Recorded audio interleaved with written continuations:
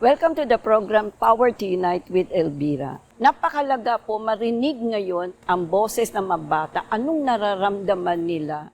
Kaya importante maintindihan natin sila. We need to bridge the gap.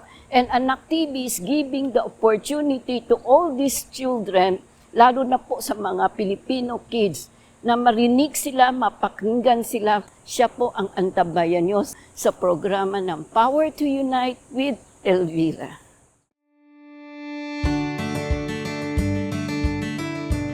Because they are young, we tend to dismiss their thoughts. We take their ideas for granted, lapping off their dreams as mere child's play. Most of the time, we overlook their potential to make a difference as we drown out their voices with grown-up noise and insist that they follow the grown-up way. Power to Unite with Elvira strongly believes that the children are the hope for humanity's future, and as adults, we have the very important task to guide them towards what is right and what is good. That is why we support Anak TV's endeavor to harness the talent and skill of our younger generation in using their gadget through the Sinibata Video Workshop this year with the theme Hear My Voice. The workshop had become great venues for children, not only to develop their potential in video storytelling, but they also get to enjoy meaningful encounters as they mingle and share ideas with their peers, despite having different backgrounds. The workshop will also give them a chance to be exposed on an international stage and participate in the 6th Southeast Asia Video Festival for Children to be held in Indonesia in 2027. They may be young and innocent, but if we stop for a while and listen, we will discover that their simple words hold deeper meanings of love and kindness, friendship and unity, compassion and harmony. We must not try to silence tomorrow while it is still learning to speak today. The best way to encourage dreams that are still learning how to bloom is for us to pause our adult rush and noise and listen when they say, "Hear my voice."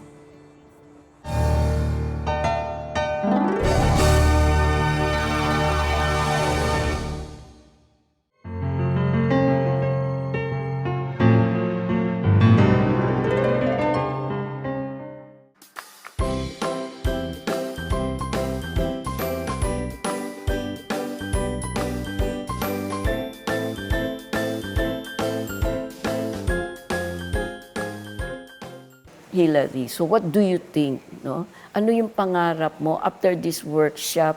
So nakita natin, you prove to this na you can work together in spite of age differences. So what will you do later or given the chance to follow your dream? Like Sheena, alam na niya, although ang dami pa niya. Kasi bata pa, you can change your mind after 18, di ba? Kasi it depends on the people you are going to meet and the environment you are with, di ba? So ano yung dream mo aside from, at least you learn something from this workshop? Ang importante dito yung friendship ninyo, di ba? Na-encourage mo, naging ate kayo dito sa Lima, sa elementary school, di ba?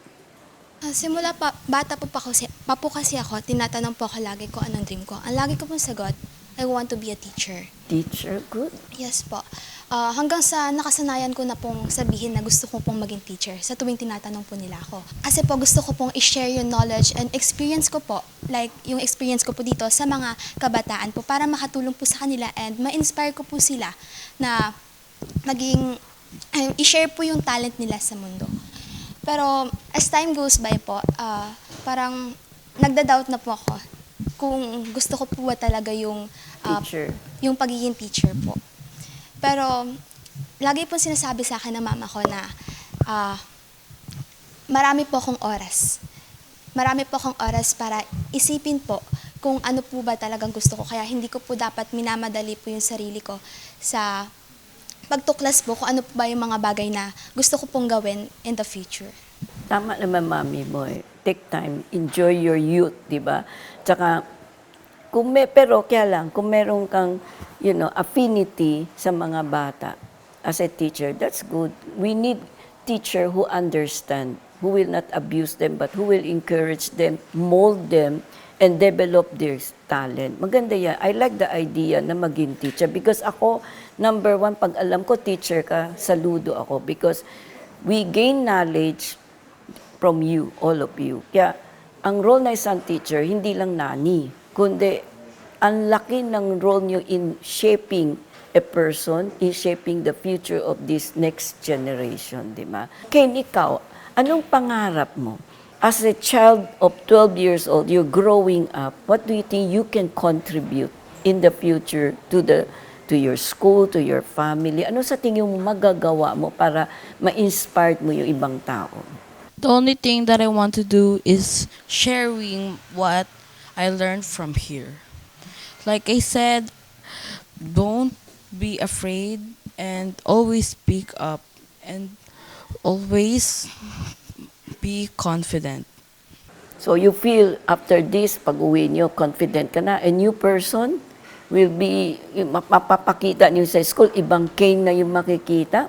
May pagbabago ba naramdaman ka na a new Kane has grown up? O pa sabihin natin, medyo nagbago ka in some way after experiencing friendship with them? Yes, maybe, but I'm still the Kent that you will always know. The Kent that will be always hilarious and humorous. That's But good. Mhm. the thing that I learned that I changed when I was here is how to take care of myself. Oh, so you become independent. Okay. That's good. At least you learn something, di ba? Kasi dito sa workshop, it's not only to know the concept, how to do a storytelling, how to edit, how to film, hindi lang yun eh. Actually, it's more of personality development, no? Friendship, teamwork. Yan ang nakikita namin because we want all of you to feel na there is no age gap, no differences as long as you can work together. Yun ang pinakainta. At naniniwala kami, kayo ang may rights, kayo ang may K to say, kayo ang napili because kaya ninyo. You have it, you're chosen for a reason because kayo ang pinadala eh. That means to say, may responsibility, may mission kayong gagampanan. Each in your family, in your friendship with other people, in your school, di ba? So ikaw, ano ang natutuhan mo? What do you think that helps you, no, with this workshop in such a short time, 3 days lang? Anong natuto mo dito and what you can do about it? Siguro po yung mga tinuro po ni Derek po sa amin. Kasi po, sa sobrang dami po nun, is pwede ko po yun ma-share po sa mga classmate ko, sa school ko po, and pwede ko po siya ma-apply sa, kunyari po may mga projects po kami, pwede ko po yun i-share sa mga klase ko na ganito yung gagawin, kung paano po yun gagawin.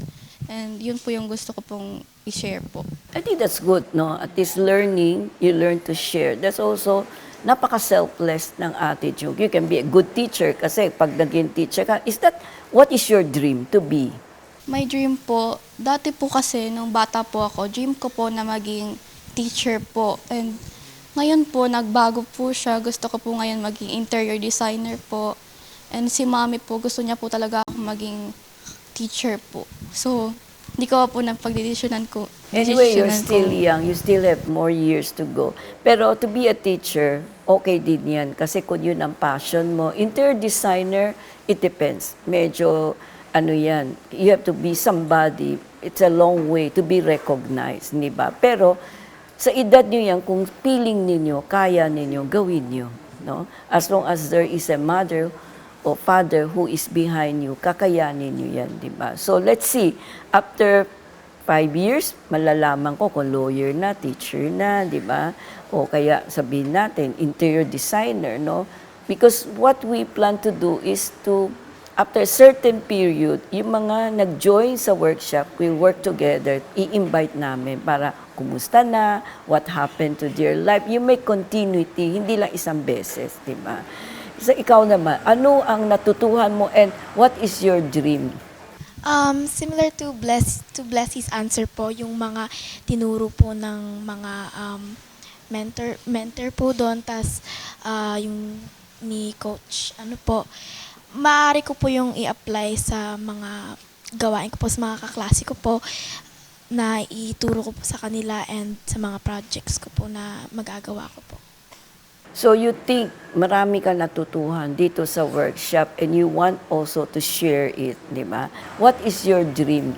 Similar po kami ni Ate Sheena po na precocious po yung future ko. Ever since bata po ako pa, iba po yung gusto ko. Okay. Dati po gusto ko po maging teacher, tas next year doctor naman, next year lawyer naman. So iba-iba po siya. Normal So, lang yun. Oo. Opo. So minsan po napipressure po ako pag sinasabi nila, dapat alam ko na daw po ang gusto ko, ang maging path ko sa buhay. Pero hindi, mas pinipili ko pong maghintay na lang po kasi bata pa po ako and I have more experiences and more adventures na mararating ko po sa buhay. I think what is important to be reminded of, you know who you are. Ikaw nakakakilala Yes po. sa sarili mo. And you know what you want. So don't listen to what other will say with you because sinong unang nakakakilala sa'yo? Di ba ikaw mismo? So why listen to others? Sometimes, hindi natin alam, they are just distracting you o naiinggit sa iyo, di ba? So pursue your desire, your dream based on what you want to be. Takes time. Hindi naman kailangan agad-agad, I want to be a doctor, kailangan agad-agad doon na. Enjoy yourself to be a child. Kailangan mag-enjoy kayo para hindi niyo hanapin. Diba? Don't be too much in a hurry to grow up. Kasi kanina, sa ending ng talks natin, narinig ko, sa inyo, pag sharing nyo, it's fun. Ganun din ang ma-reaction ng Maasiyan children, they want to have fun. No? Tutuloy natin sa pagbabalik po ng Power to Unite with Elvira.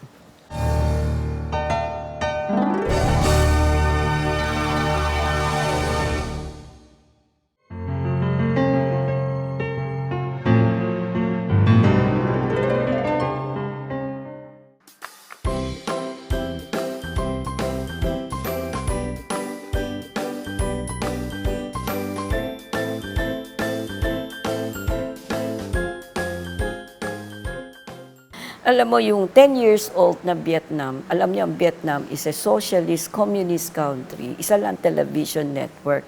Nung gumawa kami ng video workshop, pumunta kami, there were around 50 students, no, coming from different level na in-invite ng government to join the workshop.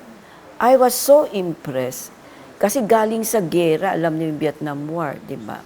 But they were all very articulate. Yung 10-year-old girl, si Sabrina, napakagaling niya. So, in-interview ko siya.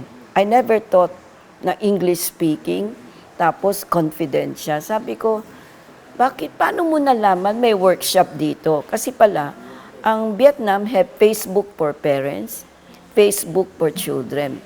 Nakita ng mami niya, in-encourage siya to join. So, nag-join sila, sabi niya, alam mo, I traveled 2 hours just to arrive here because our house is very far. Naka-motorcycle sila. And I don't have breakfast, but I don't mind because what is important is for me to attend this workshop. Ay, kung galing nitong bata. Tapos, nung tinanong ko, what is your dream? Ang sabi niya, my dream is to become a teacher and an explorer. Sabi ko, bakit teacher? Oh, so that what I will learn today, I will share it with my friends. And why explorer? So that when I go out, I have the chance to go to other country, I will tell them about the beauty of my country. So there is love for the country. Imagine a 10 years old girl. Yung katabi niya, 12 years old boy, ang binabasa, medical book. Sabi ko, what are you reading? These are all medical. Oh, I want to be a doctor. A 12-year-old Vietnamese boy is reading a medical book. Ang katabi niya dito, Three Musketeers ang binabasa. So, importante dito, we still need to read. Huwag tayong mag-rely sa Facebook, sa social media. Try to read. Makita mo, gagaling nila. I was very much impressed with them. No? Sana ganun gawin nyo, magbasa, 'Di ba? As a teacher, yun ang i-guide nyo, hindi yung social media, AI ang gagawa sa inyo, no? 'Di ba? So ikaw naman, what do you think you want to share? What did you learn? What is your dream? I think that I learned many things in here, like director said, and I think I have improved my confidence in here because in reporting I was very shy. Yeah. But when my teacher gave me projects, I was really convinced that I need to improve my confidence and more. At least you are aware that you want to change for the better, di ba? So yun ang maganda, at least ina-admit mo meron ka ding pagkukulang, no? Nakikinig ka rin, di ba? What is important is for you to listen and to understand. Kaya sabihin nyo magagaling kayo, always remember, you also need guidance. Hindi totally parang si Sheena, very confident siya, but sometimes Sheena, you also need to listen to others' advice kasi yun ang danger eh. Too much confidence, sometimes we also ruin you kasi nga yung pressure, di ba? Sayang ka kasi marami ka pang magagawa. No? You have a very strong mission. So, let it go slowly hanggang sa makita mo, ito yung gusto ko. Di ba? So, ganun din. No? Follow what your heart's desire and don't be scared. Di ba? But also learn to listen and learn to share. No? So, finally, ikaw. No? So, what do you think? Anong gagawin mo after your experience mo, yung comradeship nyo, yung friendship ninyo, yung working together sa teamwork in spite of your differences, ano yung natutuhan mo, ano yung pangarap mo? Ang pangarap ko po ay maging isang animator. Mahilig po kasi akong mag-drawing, tsaka po, nanonood po ako ng maraming shows, nagbabasa rin po ako ng mga libro. Ano po, yung second option ko po ay maging accountant simply because magaling ako sa math. Ah, good. So, dapat sa science high school ka.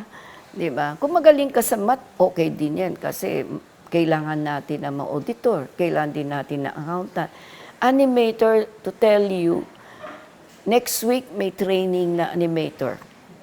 No? Kasi yung sa Indonesia, we included animation. Nung in-interview yung mga bata, mga panelists from Malaysia, Indonesia, Singapore, Thailand, and Philippines, ang sabi nung time, a 15 years old boy, you know, the problem with you media, you produce something you think we like, but actually we don't like. Why not listen to us what we want? No? So, napakaganda. That's why yung sinuggest ng Philippine team is Hear My Voice. Kasi because of that comment niya na ang pinapalabas niyo, hindi namin gusto. Itong sinasabi mo, kayo mabata, itong panuurin niyo. But deep inside, hindi yun ang gusto niyo. That's why we come up with this idea para pakinggan namin kayo, kailan magsalita kayo for us to get yung meet halfway kung paano namin kayo mamimit at mabibigyan ng something you like, di ba? Kaya animator, so if we included, they like animation. Ang mga nasubmit sa Bangkok is maraming animation. That's why, if we had that, baka we might invite you to sit down o ite-train ka ulit, baka next year, no? Baka merong isang, may isang session for animation. We will remember you so you can join since may hilig ka doon, di ba? Kailangan din natin yan eh. So thank you very much kasi nakikita natin, you share, no? You let us listen to your heart's desire. Hindi kayo natakot, hindi kayo nahiya, sabihin yung mapangarap nyo, and then nakita nyo the success of your producing a team, kahit hindi po kayo nanalo, pero ang ganda ng blending nyo because sila, Sheena, Hilary, were able to go down to your level na kayo, inamin nyo, at first may ma-intimidation, natatakot kayo, baka ibuli kayo, di ba? Pero hindi. Turns out to be the opposite because why? Grounded sila. No?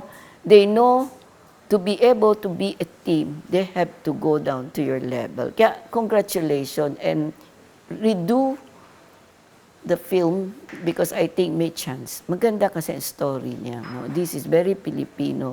Marami pa po silang ma-share sa atin. Tutuloy natin sa pagbabalik po ng Power to Unite with Elvira.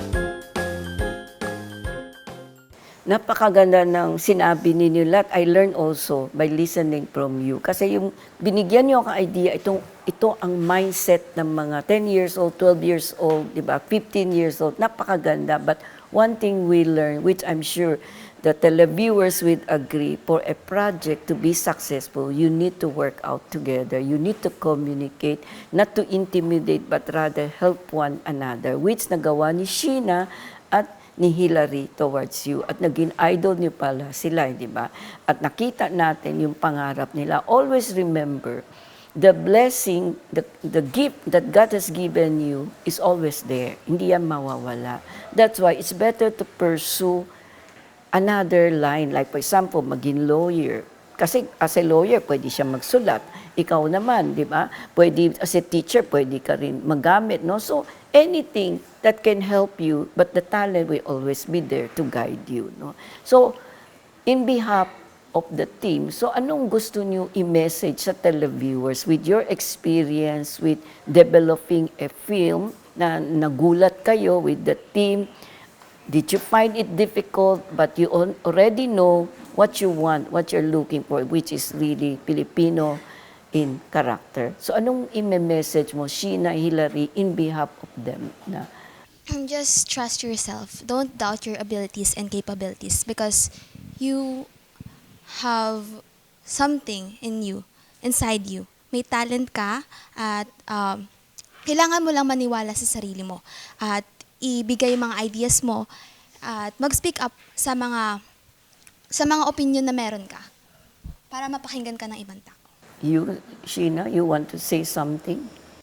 Honestly, it's really a phrase that I say a lot. It's the phrase, keep going. So that's my message to everyone. Especially that I'm an editor-in-chief sa school po. So kapag may dyaryo, may kailangang article, papasa sa akin. Tapos mag-ask na advice na gagawin dito. Tapos pag may kinorek, syempre, ang initial thought nila is parang, ano ba yan? Ulit na naman. Paano na to? I always say, keep going. Kasi the passion, the talent, it's there. So as a person, I believe that they have a long way to go. Us, we still have a long way to go. I know that one day, you don't have to become like me. I know that you're capable of so much more. And you can even become better than me. And we don't know that. So, yun nga po. The phrase I resonate the most with is to keep going. No matter how hard, no matter change, kasi change really is very interesting. Life really is uncertain. Life is full of uncertainties. Life is full of change, and you'd have to accept that. But you'd have to know that life isn't constant. Yung nararanasan nyo ngayon, yung difficulty, yung easiness na yan, hindi ka pwedeng magstay sa one place lang. You need to explore. You need to know more of yourself, especially ganyang kabata. You still have a long way to go, and yun nga, keep going. Yun po talaga. I resonate with that. Okay, so napakaganda sharing mo, Blessy, Hilary, no? So it's a good advice, not only to you and also to the televiewers who has no chance to be able to attend this workshop. So Blessy, in behalf of your friend, as a 12-year-old girl, ano message gusto mo i-share after learning, encountering yung workshop, encountering new friends, tapos yung experience mo, anong gusto mo i-share sa mga nanonood sa inyo? What will you advise them or encourage them? Ang may advice ko lang po is huwag ka pong mahihiya and mag-speak up ka po sa sarili. I-speak up mo po yung mga gusto mong sabihin kasi po, syempre po kailangan mo sabihin yun para maintindihan ka po nila. And ayun po. Do you agree with what she said, no? So kasi because our time is so short, nagpapasalamat ang Anak TV. You take time to be interviewed, to let us understand you more, to know you more, no? Tama ang sharing ni Sheena, Hilary at ni Blessing, di ba? And I like the words, keep going, na although maraming challenges, alam po natin, sa kabataan ngayon, ang dami pong hamon nangyayari sa kanila sa pamilya, sa school, malakas ang bullying, nakikita natin, yung walang pakialam, everybody so busy. So, hindi sila normal because marami silang na-encounter yung threat ng social media, yung AI, ang dami po silang mai-encounter in the future. The reason why we have this Anak TV is for them to be given opportunity to showcase their talent. Gusto natin ipalam sa kanila, meron silang talino, angking talino na pwede makatulong sa kanila in the future. And for us, dahil maraming miscommunication nangyayari, napakahalaga na this is one way of expressing themselves. That's why ang team namin for next year sa Indonesia is Hear My Voice. We want to listen to them. But they have to speak up. They have to let us understand ano na ba nangyayari sa mundo nila for us to be able to find solution for them.